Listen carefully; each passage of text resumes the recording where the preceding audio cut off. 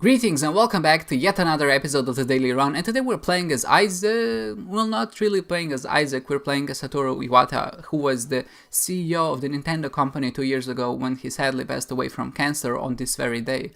You might be wondering, what does the Nintendo company have to do with Isaac? Well, Isaac took a lot of influence from Nintendo games, mainly The Legend of Zelda, and this is noticed by not only the room layouts and how the map is structured, but also by the abundance of items that actually stem from Nintendo.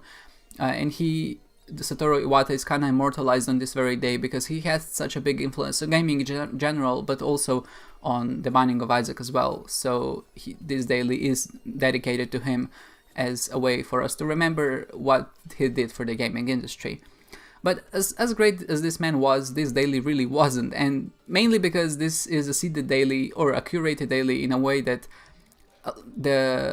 the only items we'll get, or most of the items we're going to get, will be directly the items that are linked to the Nintendo game. So we're gonna get items like Magic Mush, Mini Mush. We start with the Game Kit, which is a reference to the Game Boy Advance. We'll get the Trinity Shield, the Boomerang, all the maps, basically everything that has to do with Nintendo or took inspiration from Nintendo games.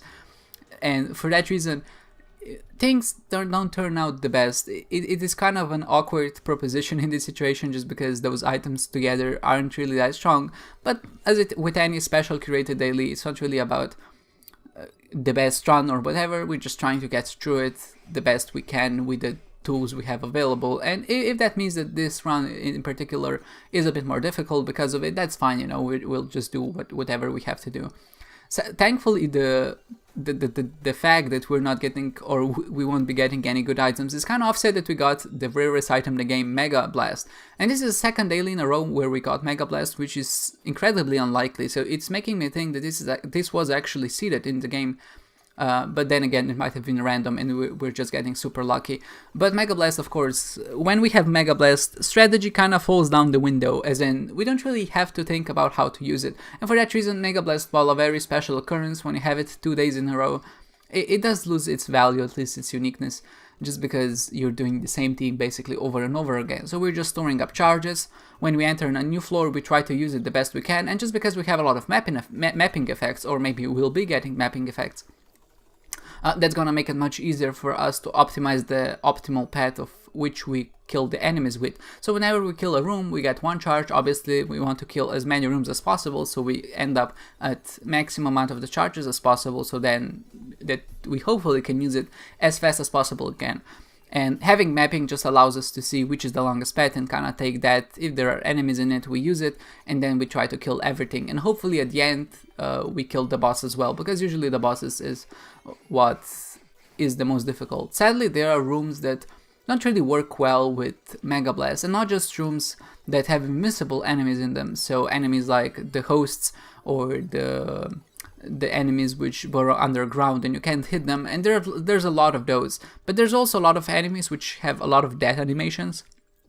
This mainly happens later on when you're in the womb or utero, and there's a lot of bosses and they have like 2 to 3 second animations of them just dying. So you enter the room, you kill them, and then you have to wait, and that makes Mega Blast kind of underwhelming in my opinion.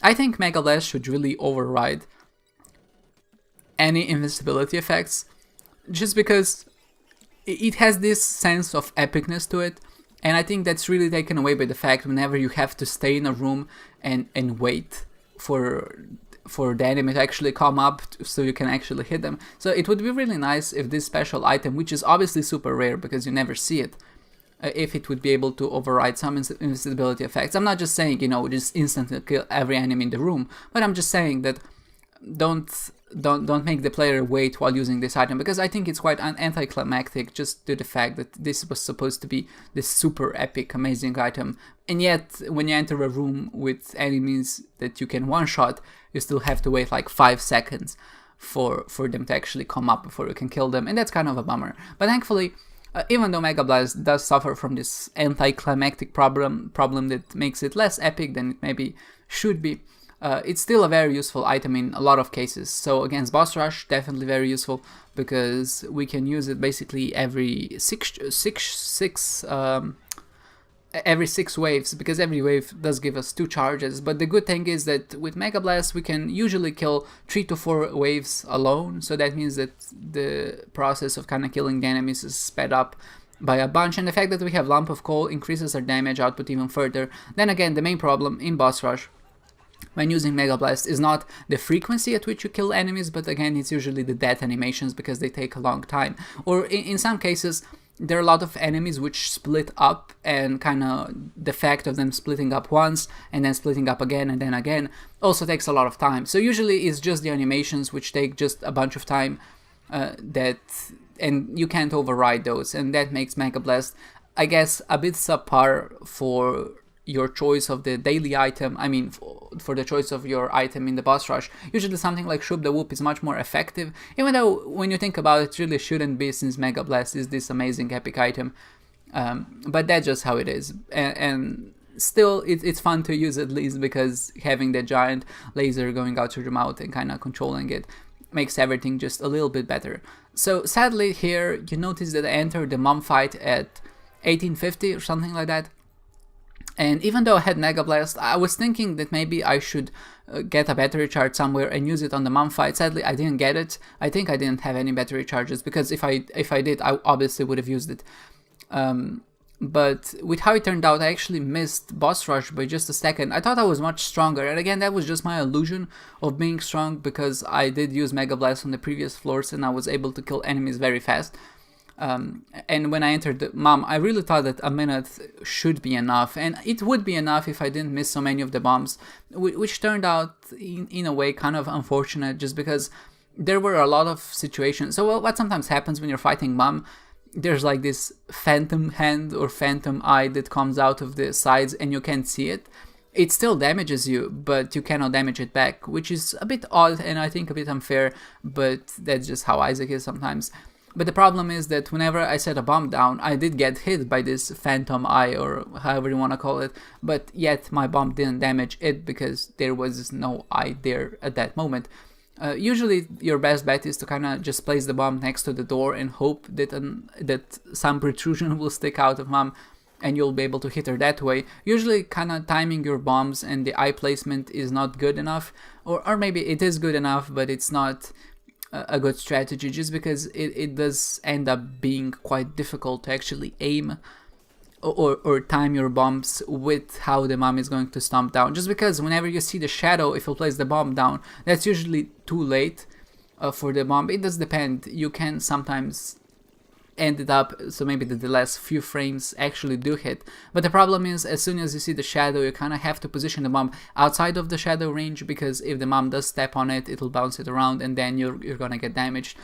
So with how, like I said, with how things turned out, it was just a bit unfortunate, and I wish that I was able to make it to boss rush, because obviously it would be very easy to beat it due to Mega Blast. But thankfully at least we did get it to Hush. And I made a decision earlier on the floor, or maybe earlier on the run, I bought Restock, which is not a difficult decision at all, because I think Restock is an excellent item, because you can get a lot of opportunities on the Hush shop to get just a bunch of cards maybe, and there's a lot of 2-off cards or maybe the Joker cards, and they really benefit your run. But here I decided to do something a bit different, because I missed Boss Rush out of, not pity, but I guess out of maybe a disappointment of that, I decided, okay, maybe it would be a good idea for some reason to just spend all of my money and buy all of the items that I can, in hopes that I would maybe get a blank card, because I still had the Yarrow rune and I had the chance to switch it for Algiz, and I think I would if there was a better opportunity for me to do so. But I was like, okay, I'm dedicated to this strategy, I'll stick with the Yarrow rune. And because I did have Restock, I then just bought a few items in the shop on the Hush fight, and I did manage to get blank card, which was incredibly lucky. And I don't imagine a lot of people did it, because it does require you to have 99 cents, and it also requires you to buy Restock earlier, and some people don't buy Restock. And at the same time, it does require you to kind of keep the Yarrow rune you've had. Well, thankfully, even if you don't have the Yarrow rune, there's one in this secret room, but of course, nobody could know that, and maybe if you find the blank card, you're gonna favor Mega Blast over it because you don't have the Yara rune, in hopes of actually clearing the rooms a bit faster. Because this run is actually very weak. The only damage ups we did get were the Magic Mush and the Odd Mushroom, I think, and we're just kind of going on that. And the toothpicks obviously for the tier speed or the tier ups.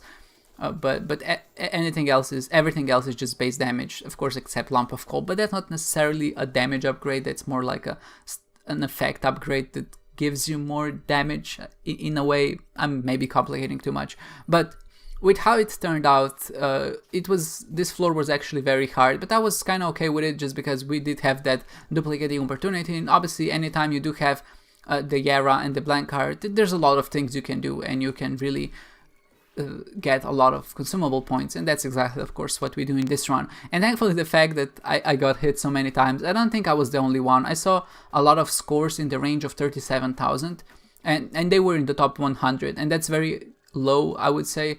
Not very low, but quite low for a run that goes to the Cathedral. So I wasn't really feeling that it was going to be a weaker run or a run on the weaker side, but of course, obviously, there will be people that have above 50,000 points, and it's very possible, like I said, with good usage of Mega Blast and kind of saving it for the boss rush, and of course saving it for Mom or just using it in the right places, you can really do a lot of things. And with just having this combination of blank card and Yara rune, you can also get a lot of chests which have a lot of good items in them, and then you don't have to get hit 20 times like I did on the Cathedral, and that would make things just a tad bit easier. And of course, I think if there was a Yara rune, or I mean a blank card on this floor, maybe there was a way to get it on the earlier floors as well, which would allow you to get much stronger faster, which means, of course, that then again, you would still eat less damage. And of course, if you were just maybe playing better than I was, that's also a good way to get much more score, because damage penalty is so severe in this game. It is usually the biggest contributor to you losing points on the long run, because getting hits even like 20-30 times makes a very big difference. Here we do employ the usual strategy of duplicating coins until we start to see them disappear. Then we pick a few of them up, we go back to the battery room which is adjacent to it, so that it's intentional that both of these rooms are adjacent to each other, because that allows us to duplicate the coins as fast as possible. And when we duplicate the coins and we start to see them disappear, so whenever the new coins jump up or spawn, you can see the ones on the floor disappearing, and at that point you know that you've hit the consumable limit in the room, and you just pick them up, and then you repeat the process a few more times until you see that your score isn't going up again.